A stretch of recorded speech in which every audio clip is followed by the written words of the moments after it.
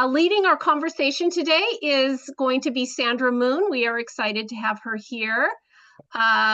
Gratitude to you, Sandra, and let's just go ahead and turn it over. So have a good conversation. Thank you, Sherry. Hello, everyone. Again, my name is Sandra Moon, and I'm both a member of Cascades Presbytery and I'm your Ministry Relations Officer at the Presbyterian Foundation. I think I met some of y'all a couple weeks ago when I led the collaborative conversation around stewardship, but it's good to see new faces. Today, I'm stepping in for my colleague Paul Greer, who was supposed to lead this conversation around insurance. But after 22 years of service at the Presbyterian Foundation, Paul is retiring on September 1st, and he needed these last few weeks to tie up loose ends. So I'll give you a roadmap of where we're going today. So I'm going to open us in prayer in just a minute, and then we're going to start with some discussion. We want to hear from you all. What are some insurance issues that you've been facing?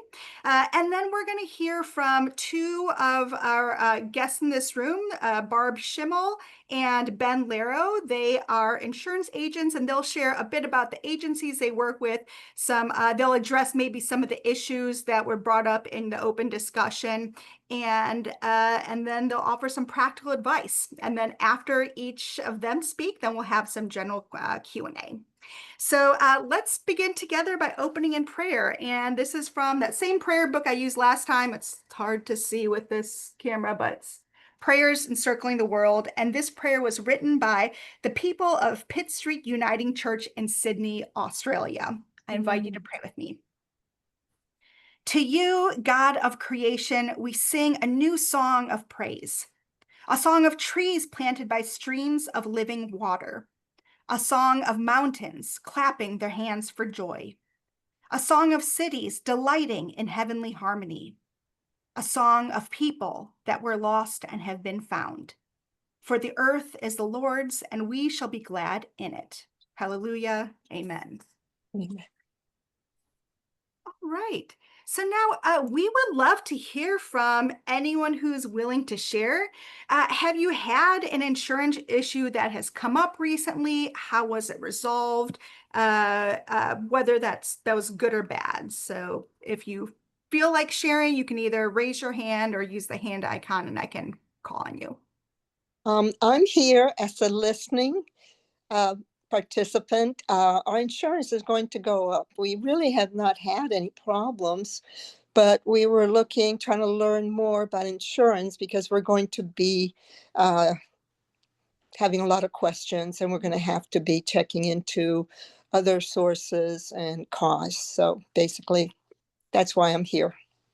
Edith, do you know how much your premiums are? Oh, shame on me, but it's probably about at least 20% something. It might even be higher. It was, yes. The person that normally handles this, pretty much we left that to her. When I heard the news, I was, I was just shocked and just thought, okay, put it on the back burner because we've got to change. We've got to do something better. And so basically that's the focus. Thank you, Edith. Anyone else? Kathy? Oh, you are still muted. Hi. Can you see me? Kathy Riley.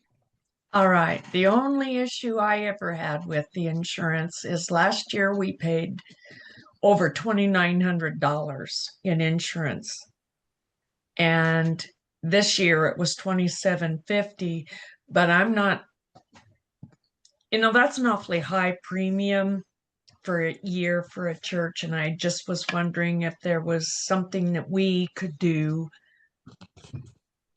to get something a little cheaper. If the presbytery offered something like that. And for those of you who just joined us, right now we're doing just some open sharing about any church insurance issues that your congregation may be facing or has dealt with recently. Michelle. I'm from Lake Grove Pres, and we realized recently that We've just been updating our insurance, keeping the current limits and risks, et cetera, and we hadn't looked at it since 2009. So we're in the process of going out to RFP to relook at that. We are currently with Brotherhood Mutual, which is a rated B insurance company, and our finance committee is not happy with the B-rated company. So my guess is we'll change. But also through this research, we figured out that about 5 years ago, we stopped our earthquake insurance. And so I wanted to get an idea of how many of our fellow churches do have earthquake coverage. Thank you. And yes, we'll save, so Barb and Ben will be addressing some of these questions, and then during that Q&A, I'll bring up some of these questions that we have. Philip, I see your hand up. Hey everyone. First Pres Elder in downtown Portland. Our premiums are getting close to 90,000 a year. We do carry earthquake, but that represents a 25% increase from prior years. And some of you may be in this situation, we are on the National Historic Register. And our carriers the replacement cost coverage is no longer available to us. But now we're getting a functional use replacement cost, which is a new definition that I'm unfamiliar with. So if one of the insurance resources on the call could talk about that, I'm used to like replacement cost, actual cash value, or a stated value policy, which is what we used to have. So Thank you, Philip. I see in the chat, Amanda said that Mount Tabor Pres had their insurance canceled and had to find a new insurer, and it was an increase of 21,000 per year. Is that right, Amanda? Yeah, we were with Church Mutual. Before the end of the year, they sent us a notice they were canceling. Their reasoning was our building was too old, which is a little laughable. It is a church. And then we had to find new insurance. We were able to secure it through Brotherhood Mutual, but we were paying around 9 to 10, and now we are paying over $31,000 a year.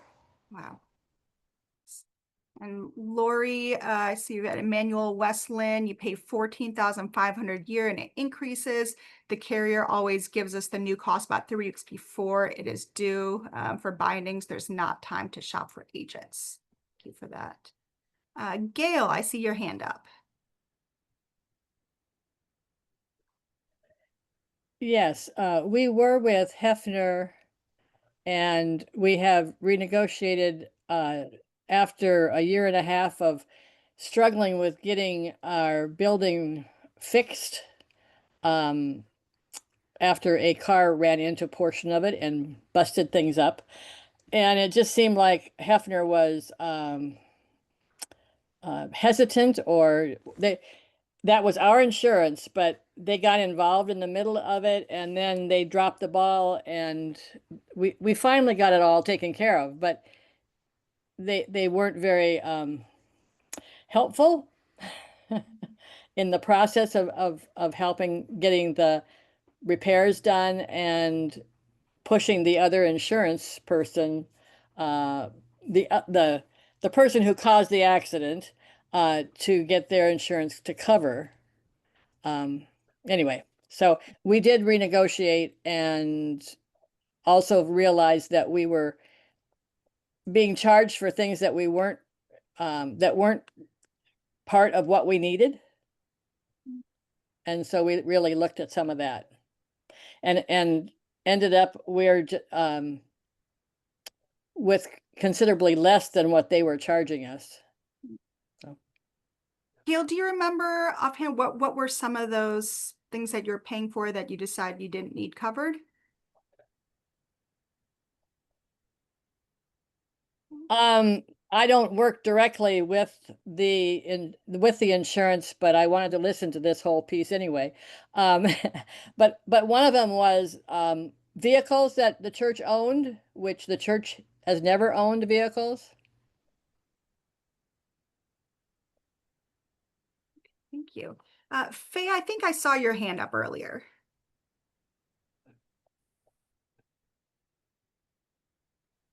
There we go.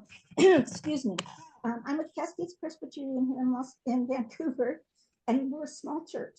We're about 10,000 square feet. Last year, our insurance went up 10%. This year it went up 5%, which is much more reasonable. 10% was way out of line as far as I was concerned. The only thing we've had come up, we've not had any claims, but we suddenly realized that we send people out on missions, and are they covered or not? And they're not without a rider. The rider was only $60, which was great. We put that on our policy, so they're now covered if they're in the United States, but if they're out of the country, we have to go back and get a different rider to cover them when they're out of the country. And that's something I had hoped our insurance man would have showed us, but it wasn't our insurance man, it was within the church. So we've got that rider put on the policy. Thank you for sharing, Faye. Yeah, those mission trips are something that we don't always think about, and it's good forward thinking. Chuck, I see your hand up. Sandra, you're an attorney. You probably understand the language of the insurance field. But for those of us who are not in that field, finding our way through an insurance policy, all the technical words, all of the expectations that come about by people in the industry are totally lost on most of us out in small churches. I wish that there were some way that we could, and maybe this is the first step, but of trying to figure out how to help small churches, particularly that don't have insurance people on their session or whatever, to understand the language of what we should be looking for. To my knowledge, there has been nothing published by either the presbytery or even shared by the synod that really gets into the weeds of understanding your insurance policy. And in Cottage Grove, we use Insurance Board, and I've always felt like it was sort of traitorous to think about other firms because Insurance Board is cooperatively owned by PCUSA, and where the Church Mutual or whatever is an independent company. Anyhow, I was working with a church that's under a administrative commission now, and they use Church Mutual, and I was surprised to see that their policy was 200 pages, where the policy that we have with Insurance Board comes out, I don't know, it depends on how you count them, something 2 dozen, 3 dozen, something like that, but I've never really delved into the bottom part of that. So how can we, as novices, as people who are out in the middle of nowhere, literally for many of our churches, come up with some resources to understand what these policies are? Even like the certificate of insurance. I think, Sandra, you've been helping trying to get that wording standardized. Give us a form that shows the standard format of how you want the certificates of insurance from our vendors to be worded. There's per occurrence, there's per this, there's just all sorts of things that don't make sense. And we need more templates, I believe, to help us through this morass of issues.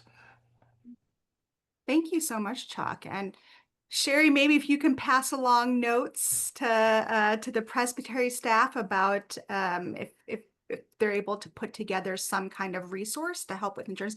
I think that would be really helpful. And hopefully, Barb and Ben, maybe you have some resources that you can share when we get to that point. Oh, Sherry? Yes. Well, I have to say what was crossing my mind when I heard you say that, Chuck. We pride ourselves in being the connectional church. So if I'm Lebanon or Gold Beach, maybe I could reach out to one of the larger churches near me and just say, do you have someone in your church who could take a look at this for us? We don't know how to compare apples to apples. And I know it is super difficult to compare apples to apples on insurance policies. But anyway, take advantage of the resources at our other churches, but I will bring it to my colleagues as well. So thank you for bringing that up, Chuck, because we do need to be good stewards of our churches. Alan.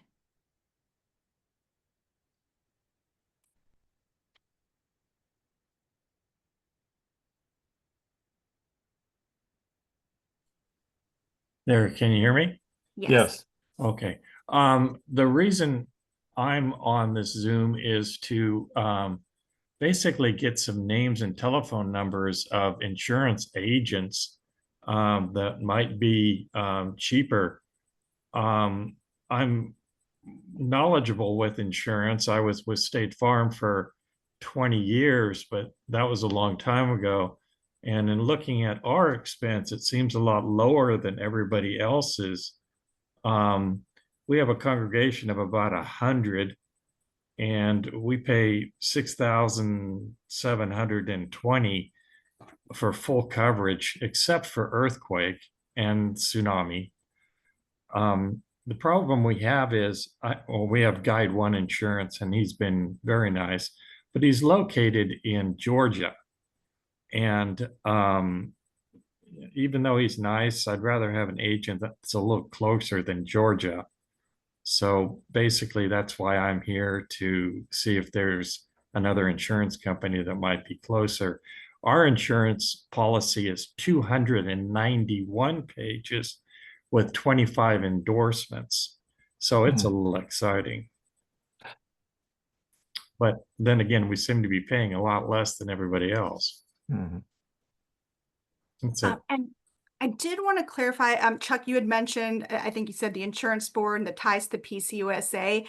The insurance board's a nonprofit insurance company that has roots in the UCC, not the PCUSA, but a lot of our PCUSA churches do use the insurance board. Faye, another comment?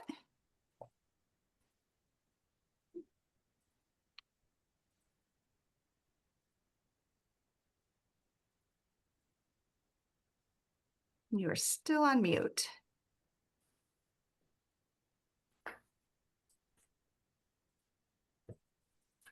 How about now? You're on. Yes, we can hear you. I have the same size church as the last gentleman. Our policy runs about the same price. We're with Brotherhood, and we've been really happy. Our policy, though, is only about 10 pages. So it's really, really easy to center in on what they're talking about and what we need to have. We don't need to have $2 million, well, probably, but say $10 million of building coverage. It doesn't make any difference. You could tear our building down and rebuild it 10 times for $10 million. We have a small place. So it's easy to read because there's less information. So I don't know if you can look for companies that are more specific, because when you say 10, 20, or 200 pages, I would have given it right back and said, just boil it down, because there's no need for that. That's a bunch of legal garbage that you don't need to worry about, because it'll say at the bottom, and other whatever, blah, blah, blah, that is connected to this policy. So it's just be aware. I'm sorry, I'm a commercial property manager, so I look at things a little differently. But just be aware that when somebody hands you a policy like that, they're counting on you not reading the policy. That's their goal, in my opinion. When I get 20 pages, I'm happy. I can look at it. I know where the coverage is. I know where the building replacement cost is. I can see everything without looking too far. But 200 pages, I'd never go through that. That's my opinion. Thank you. Any other insurance stories, questions, frustrations that anyone would like to share? Positive stories, even. Bill?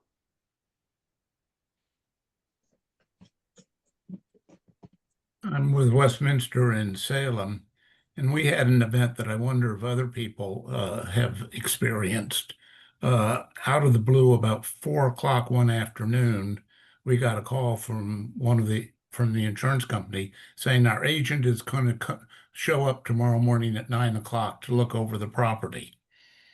And obviously they have every right to do that. We regarded it as sort of a surprise inspection to see if our caretaking of the property was in line with what they expected. And I'm wondering if other churches experienced anything like that. Alan, is that that you've experienced something like that, your church? Yes, our Georgia agent send out independent underwriters to, look over your fellowship hall in the church, and then they report back. And I think we had one out about 3 years ago just to walk around the place. And they recommended a new roof, which we just paid $120,000 to have a new roof put on. But again, these are independent people, at least in my area. I suspect ours was independent as well. We're with Guide One. Oh, we're with Guide One. Is your agent in Georgia? Don't recall, haven't had enough interactions to know for sure. Oh. And which may be a positive thing. We just pay money, but so far we haven't needed to cash in on anything. Well. Although I have something for later on that I want to ask about, but that's another subject. Well, y'all have brought up some great issues, and I wonder if now maybe we give Barb and Ben an opportunity to speak, and then we can continue that sharing in the Q&A. I think there's enough right now for Barb and Ben to address. So Barb, I'll invite you first just to introduce yourself and to share a bit, and if you want to answer any of the questions or issues that have come up so far. I'll give you about 10 minutes, and then we'll invite Ben to speak. Sounds good. Thanks so much, Sandra. All right. Well, I'm Barb Schimmel. I live in Forest Grove, Oregon, and I work for an agency called Assured Partners. We at our agency have partnered with a nonprofit organization called Insurance Board for the last 30 plus years. And that means that we support a lot of churches and related ministries. So as Sandra mentioned, Insurance Board was founded by the UCC and has expanded to include some ecumenically aligned ministries, including the Presbytery of the Cascades, or PCUSA churches. So we do insure quite a few churches in the region, as well as the regional bodies and camps and related ministries. My key 3 items that I would like to hit on today are encouragement that churches would prevent the preventable. So identify what you can do, like Alan and Yahat's mentioned, the new roof on the church. That is a huge, just maintaining your buildings is a huge way to prevent loss for the building itself or for the contents of the building. So identify risk and then look for ways to prevent, like avoiding that deferred maintenance hazard. So my second encouragement would be to share those preventive measures that you're practicing. So share your risk management practices with your agent. If you put a new roof on the building in the last 5 or 10 years, make sure that your agent knows that so that they can advocate for some premium credits for especially any upgrades you've made to the exterior envelope of the building, things that you think would help to prevent a claim. If you've reduced the fire risk around your building, just make sure your agent knows any practices that you have in place that help to reduce the risk of a claim. My third encouragement would be that you do set aside some time, anytime during the policy term. It does not have to be at renewal, but you set aside time to get with your agent and educate yourself on the cost of each piece of your insurance puzzle. Besides your property coverage, which I know is the main purpose or the main focus of today's conversation, you likely have a number of different lines of coverage included with your package insurance policy. So you might have flood, you might have earthquake coverage. Those are property coverages. You might also have an umbrella, which adds to the limit of your liability coverage, which protects the church anytime there's an allegation or a threat of a lawsuit. So educate yourself, get an itemized breakdown, just a bullet point breakdown on, okay, we have 6 or 7 different lines of coverage. Here's the cost of each of those lines of coverage. Prioritize those when budgeting and identify which ones are important. What does the budget committee see as optional or less important, so that you can identify ways to reduce your cost. So far, so good. I'm just going to share a couple of slides to keep myself on track for the last few items, or really to identify a little bit more detail on what I mentioned. Are we seeing my cover screen? Insurance Board introduction for Presbytery of the Cascades. Yes. Okay, wonderful. So to make sure that I give you a little bit more insight into those 3 bullet points, and I can share these slides with Sandra and Sherry and allow them to share them out with whomever. But this is just a little bit more detail about who the Insurance Board is and the mission statement that I'll let you glance at. Sounds like they currently insure 1,500 PCUSA churches, including about 41 in the Pacific Northwest. My agency supports about half of those 41. So we've got another agent in the mix who is out of Cleveland, Ohio, working directly in the IB, or Insurance Board office. I would encourage everybody to go to the insuranceboard.org website. Those who participate in the program, those who buy their insurance somewhere else, everybody has access to loss prevention tools that are on that site. Again, we're talking primarily about property coverage today. So you can go to that insuranceboard.org and look at best practices for how to prevent the preventable, how to make sure that your building and your contents are secure. There are also quite a few ways to prevent a liability claim. So if you are in need of freshening up any of your people safety services, you can go to that insuranceboard.org site and look for things like discounted background checks, some youth safety templates, abuse prevention, ways to make sure that all of your volunteers and staff members have the training and support they need for preventing any allegation in that realm. There is a newsletter that comes out quarterly. You go to the website, scroll to the very bottom, and you can opt in to receive that quarterly newsletter. It'll land in your email inbox. They feature an agent corner in each newsletter, and I got to be featured in the winter 2024. I already kind of touched on, there's some free online training for leadership volunteers, anybody interested. Again, just kind of a treasure trove of resources and tools available to everybody who can benefit from it. You do not have to buy the insurance policy to take advantage of any of those that are helpful to you. Those who are participating in the insurance policy portion do have some additional perks and discounts, but available to everybody in the Presbytery of the Cascades are the tools, including some of these that you see on the screen here. So finally, I would just circle back to my encouragement that you would prevent the preventable,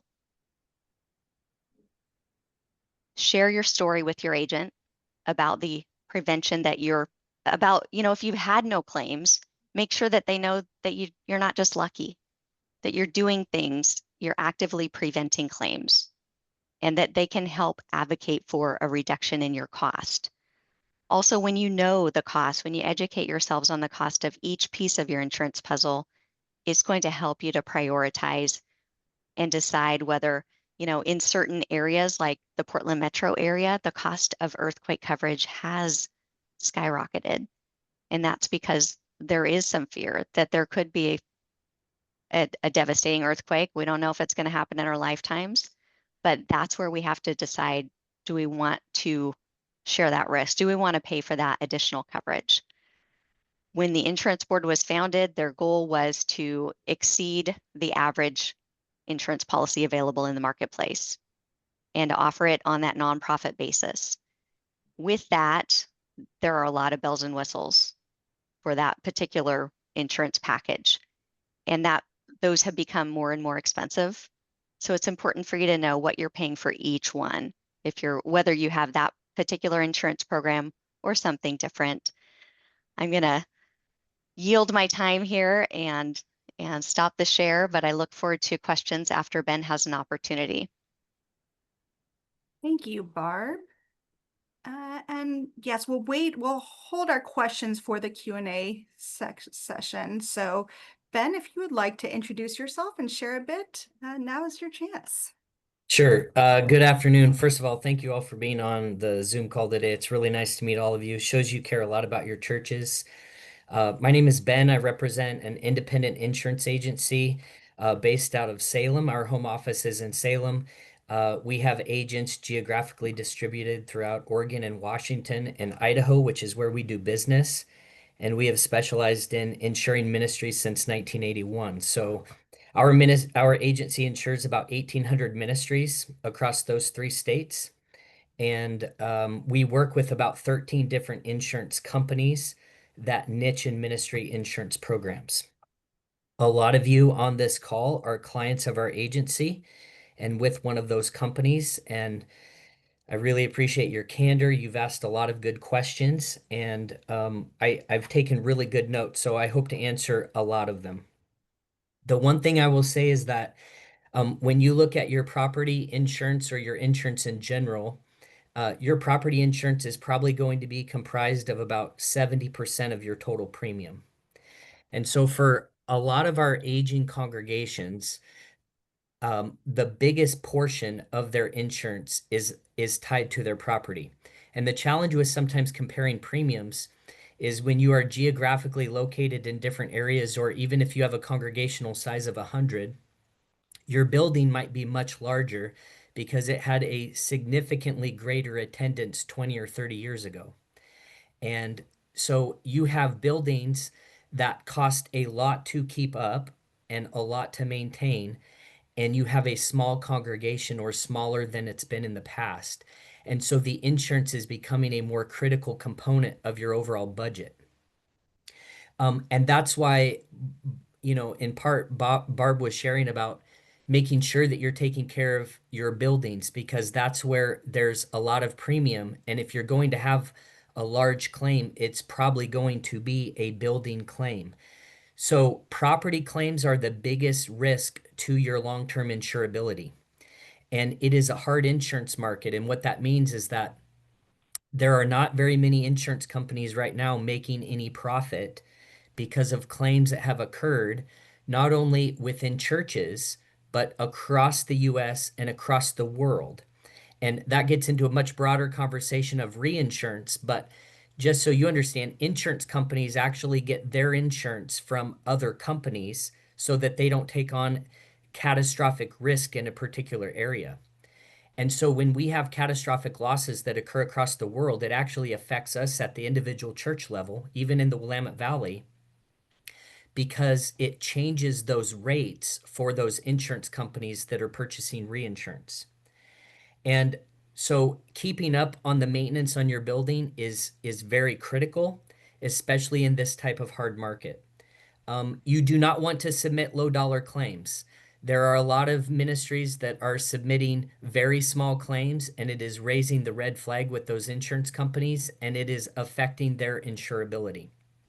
And so you guys should have an emergency fund of some kind to take care of smaller claims so that in this tough market, you are not submitting those low dollar claims that are going to affect your insurability. And frequency issues, the frequency of you submitting claims can be just as detrimental as submitting a $250,000 water damage claim. 2 or 3 $2,500 claims statistically are going to result in a very large claim. They know that. The actuaries at the insurance companies know that. And so you have to be careful about those small dollar claims.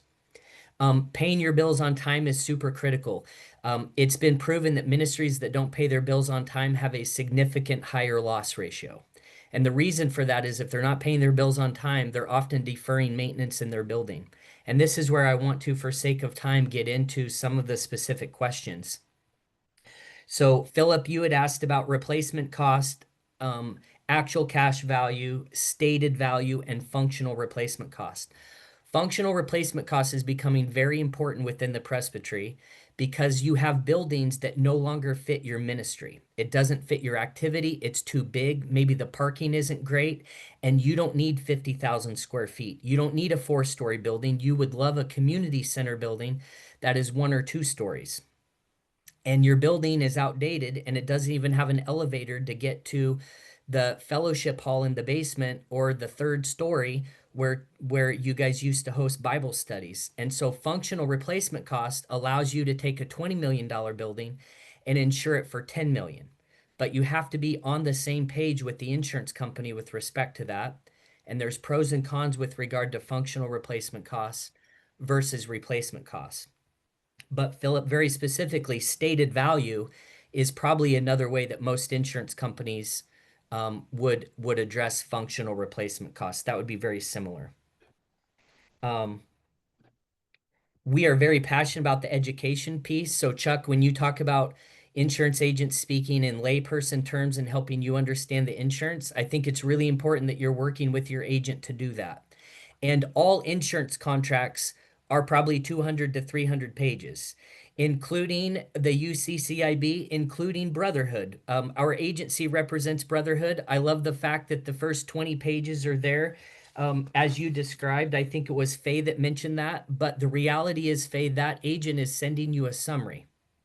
If you looked at the full contract, it's a 300-page contract.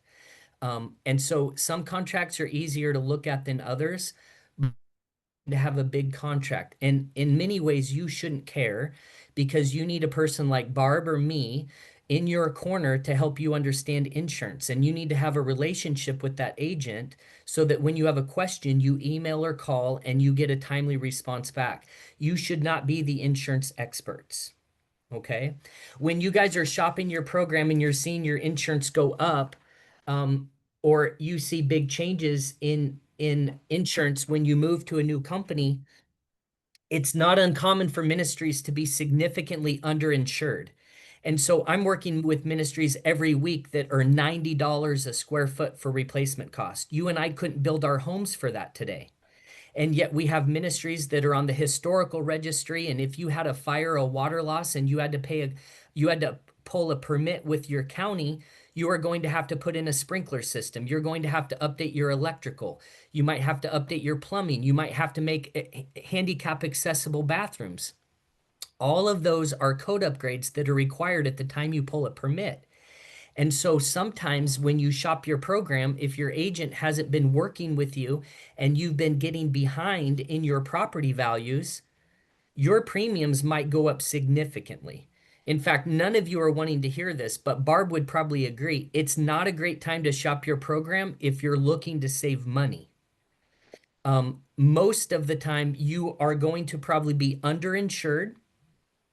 And some of that we can make up by you not having the right coverages, or coverages that no longer provide a good fit because you're not doing that activity anymore. But most ministries are not shopping their program today to save money. They are shopping their program because they are being non-renewed. They are shopping their program because they don't have the right coverages or they don't have good service. Those would be the primary reasons. Now, Barb and I'm sure she would agree with me. There's plenty of times where we can save a client money, but that's generally not the determining factor, because the market costs right now for replacing buildings, and this is where we have to shift our paradigm and not think in terms of market value, but what would it cost to replace our building if something were to happen? And so I am just encouraging you, as Barb did, to look at your policy. Where are the majority of your premiums coming from? Are you working with an agent that understands ministry-based insurance programs, like Barb and I clearly do? And do you have the right fit? And do you understand it? So if you have an understanding of your coverages and they're passionate about providing that education piece, it's giving you and your leadership team the opportunity to address those particular issues so that you can have a good fit. Bill, at Westminster, you had mentioned risk control inspections.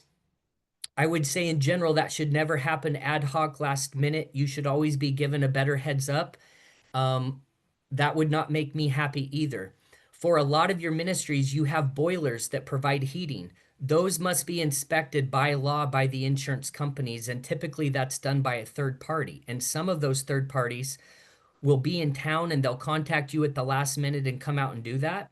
And it is a pet peeve of mine, and it should be of yours as well.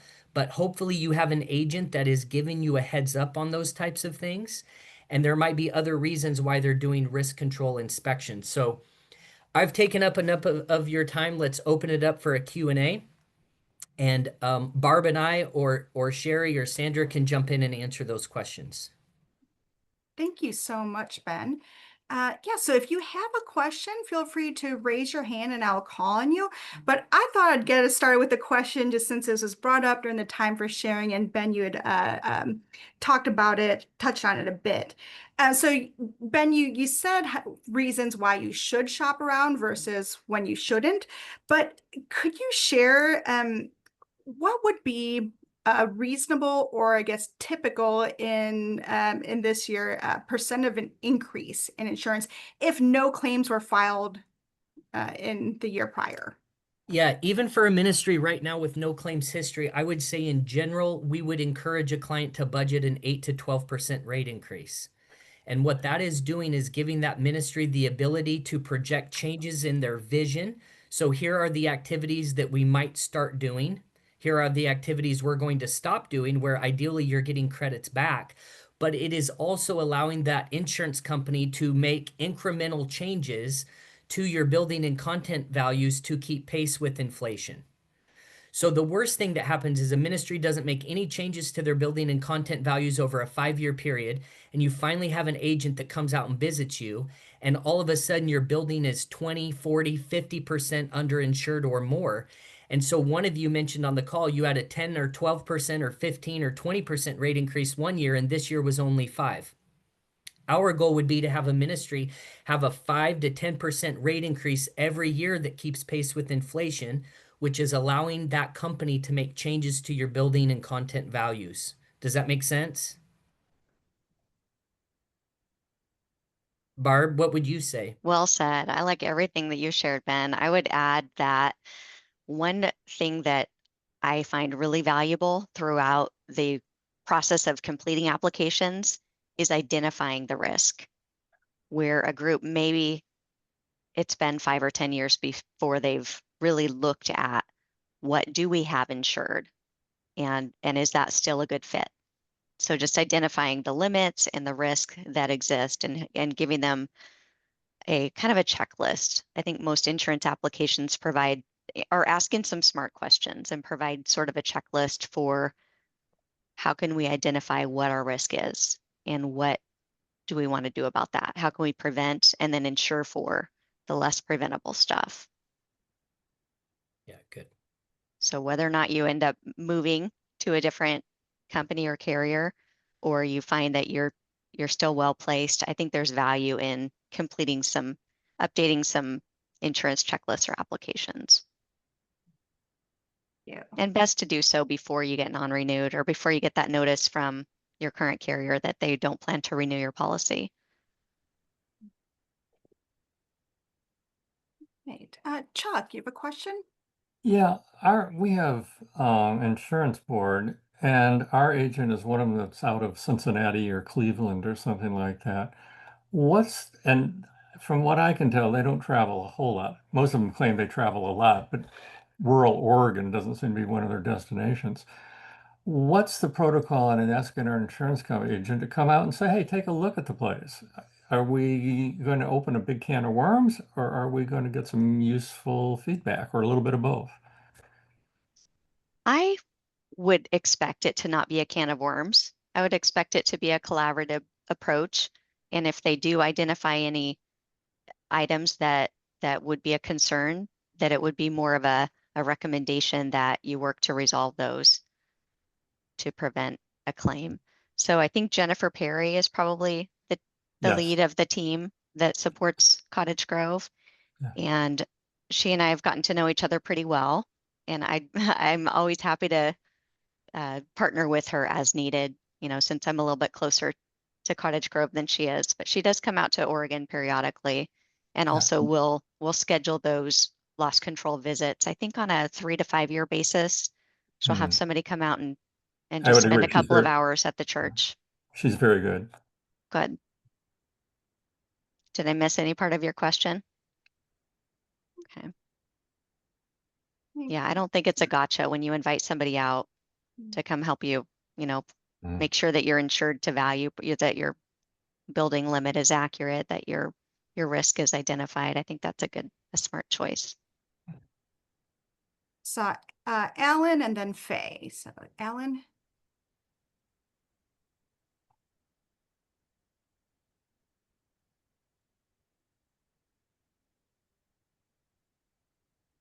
Okay. To the insurance agents, have you heard, or is it possible for the insurance company to send out mid-year, mid-policy a cancellation notice just because they're in the mood for that? Or do they have to carry it to the end of the year? Our policy goes from March to March. Yeah, They follow state requirements. Go ahead, Ben. I was just going to say, Alan, I think your question is really twofold, and there's probably two ways of thinking on this Zoom. So I'll address both. The insurance commissioner regulates all of that, and generally there has to be a significant change in your operations in order for them to do a midterm cancellation. A good example is you turn your sanctuary into an 80-person overnight shelter 7 days a week through the summer, and you don't tell the insurance company and get their approval. That would qualify for a non-renewal if that's something that company doesn't like. Otherwise, they have a requirement to notify you. I believe it's probably 45 days. It varies from state to state on their legal requirement to notify you of the non-renewal, but you would find out about it in advance. For those of you looking to shop, I know one of you mentioned on the call, like, seems like we only get a notice every 3 weeks. A lot of times that's driven by the insurance company and the underwriters on when they're pushing out those documents. But for the most part, all of your policies are prorated. And there may be some set costs, like maybe the first 3 months, but typically that would be the maximum. And so if for some reason you were in a jam where you wanted to shop your insurance program for whatever reason, you can generally do that midterm. You don't necessarily have to wait for your renewal to do that. And so you do typically have that flexibility. And if you're working with the right agent, they're going to be really candid with you about, here's the cost that you have fixed with your current company, and here's the money that you might not get back if you're not in that prorated scenario, which, Chuck, means that you're only paying day for day for your insurance and you have the ability to move it anytime. I was more concerned about whether or not they can cancel it midterm, and can they raise the rate midterm? No, they cannot do either generally. Thank you. Faye. Yes, I have a question on types of coverage. We're doing a major remodel to our kitchen, getting started to do it. And our contractor has insurance. Do we need to cover him as well? Depends on whether that contractor is volunteering or serving as the general. So a lot of our ministries will serve as the general for the project, and you would add what's called the builder's risk to your policy. And you would probably only need to do that, Faye, if it was increasing the value. So if you're replacing an old kitchen with a new kitchen, that's generally not replacing or increasing the value of your church. But if you don't have a commercial kitchen and you're putting in a commercial kitchen, you would probably want to discuss with your agent a builder's risk endorsement, which is going to give you coverage for the course of that project. And I would say that would be an important aspect. And assuming that your general has been hired to oversee that project, you would want to get a certificate from them showing that they have their own coverage, and that is on them. That is their performance. So you would get a certificate, and they would take responsibility for their people. If their people were injured, they're going to take responsibility for completed products liability. And if you had volunteers that came in and did painting or something like that, that would be on your church, because Thank you. those are your people. And that will cover his contractors, his subs, he's a gentleman. So if I Yes, so will- he has to be licensed according to the Contractors Board with the state of Oregon by law, and his insurance is going to provide protection for his people and his work. And it's his responsibility to make sure that his subcontractors are also licensed and bonded. That's why he's the general, and that's why you're paying him extra money to be the general for the project. Thank you. Other questions?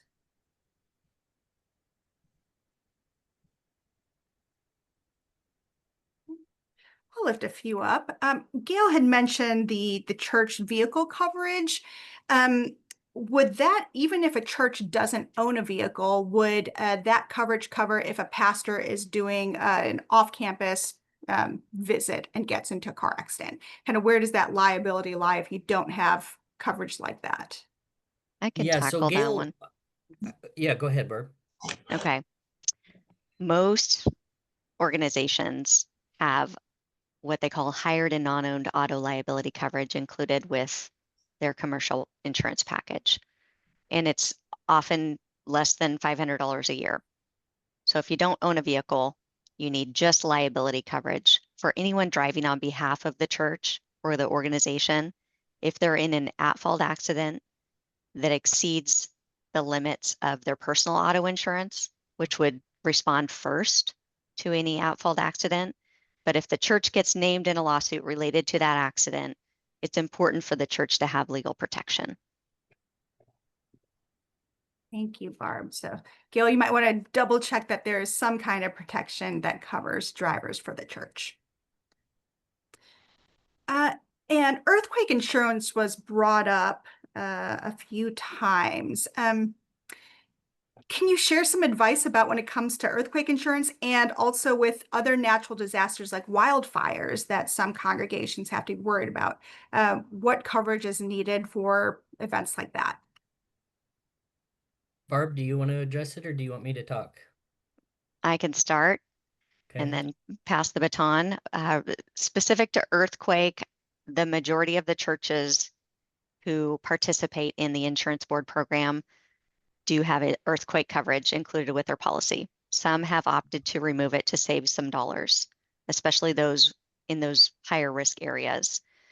Wildfire is included in every policy. As you know, a fire is a covered cause of loss for the property insurance policies. So for those who are in the higher risk areas, especially summer camps, it's become more and more expensive and harder to find carriers willing to share that risk. So the deductibles are going up. We might have $10 million worth of buildings at a summer camp, and we can't find coverage for more than $5 million, for example. And there might be a $100,000 deductible if we're in a wildfire risk area. But for most of our churches, we're still finding them to be very insurable. And we just encourage they would have best practices for removing any hazards that could cause them to be more at risk in the case of a fire that covers a large span of area. And what about flood insurance or windstorm? What is covered and what would require a separate policy or rider? Windstorm is included for most property policies, if not all. Flood is not included unless it is specifically added. So again, for those insurance board programs, flood has been included from the inception of the program. Some churches opt out of flood if they feel that they're at low risk for an actual flood event and they'd rather not pay those extra dollars. We can show them what the cost is for the coverage and they can make that informed decision. Thank you. Chuck. Our church is located in a potential flood zone. That flood zone was just downrated. We appealed this, and the city appealed the FEMA or whoever it was rating. Do the insurance companies pick up on that immediately and automatically, or should we make sure that our agent is aware that that map just got downgraded and so our insurance should be cheaper? Does that make sense? Yep, it makes sense perfectly. I would say that whether it's the Row River or another body of water that's affecting your It's flood Coast Fork. insurance. Yeah, Coast Fork. Yeah, so you guys do have the ability, and I would encourage you to contact your insurance agent and talk to them about that. FEMA is constantly doing upgraded mapping, and sometimes they do get the zoning wrong. And it only affects ministries that actually have flood insurance. If you don't have flood insurance, flood is typically excluded as a peril. But a big portion of your premiums, Chuck, for that flood insurance are going to be based on how they have you mapped, Yeah. whether you're within or outside of a 100-year flood. And so I would encourage you to make sure that you and the insurance company are on the same page Okay. with respect to that. And in general, the same agent that's representing your building and liability insurance can represent your flood insurance. And so they should already have that information and be doing that work for you. Another issue that I think an increasing number of churches will face as we think how we are good stewards of our buildings and how to provide additional income to our church to support our ministries is that many congregations are renting out space, leasing out space to other congregations, to individuals, community partners. What are some insurance considerations for our churches who are leasing space? Best practice there is going to be twofold, two things. One is a written contract, a facility use agreement. So both the church and the outside organization have in writing the terms of their agreement, that this is essentially a tenant using the space of the building, and they understand the terms of that. And the second piece is for the church to receive a certificate of insurance for that tenant, showing that they have insurance and that they are naming the church as additional insured on their policy. That transfers some of the risk away from the church and puts it where it belongs on the tenant's policy. And should the church be asking for an updated certificate of insurance every year? That's right. Yes. Best practice would be to make sure that they have that on file if we have a tenant who's using the space ongoing. Absolutely. There are some exceptions where we've got a group that doesn't have insurance because they're like an anonymous group. And the nature of their organization is that they don't collect dues, they don't have a leadership, they don't have a budget. So the church is able to waive that insurance requirement when it makes sense to the church, but we still highly recommend that you have a facility use agreement indicating that the tenant group will hold harmless or will basically operate, and they will accept the risk of their operations, and they would not bring the church into litigation as a result of somebody twisting their ankle during the AA meeting, for example. I think we have time for one more question. Faye, do you want to close us out? Oh, and you're on mute.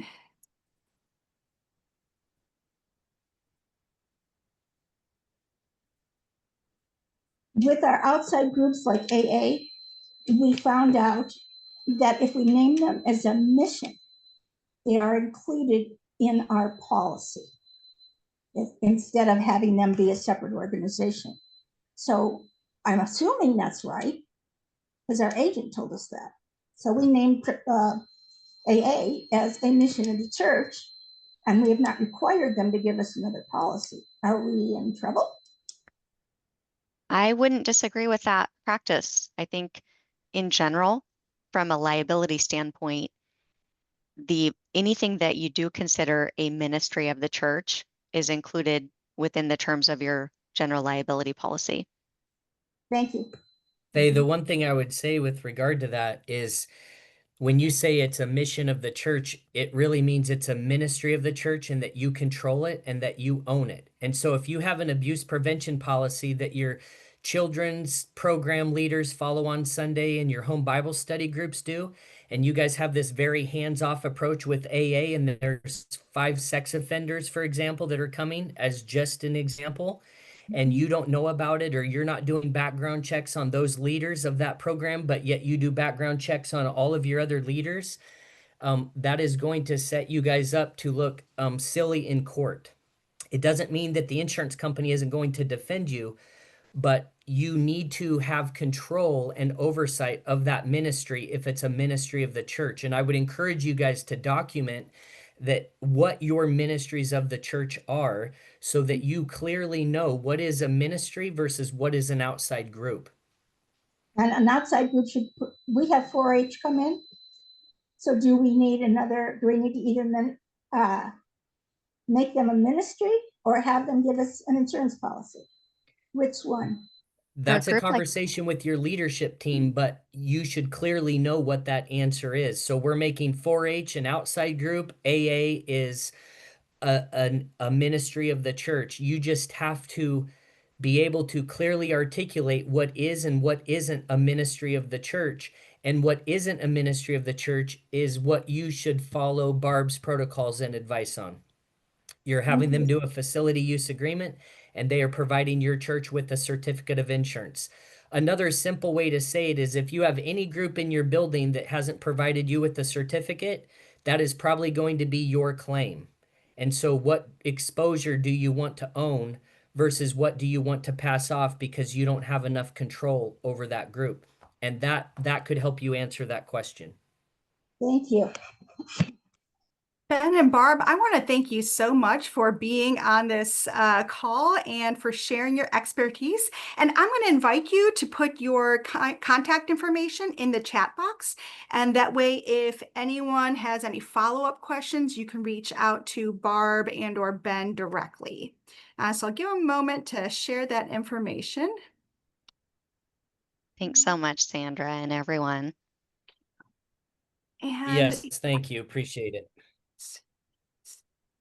And I want to thank everyone for being on this important call. Insurance is one of those things that we have to deal with in the life of the church. So I appreciate your commitment to your ministries and being here to get some good information. And I will close this out. So let us pray. God of the wind and the rain, of the calm days and the stormy days, our God of all seasons and at all time, be with us as we share your word and your love in our communities. Remind us that as we follow your call, we do so with the strength of community and that you're with us every step of the way. Protect us, keep us safe, yet give us courage to be bold in our faith and ministries. And be with each of us as we depart this time and place. Give us hope and peace and joy. Amen. Amen. Amen.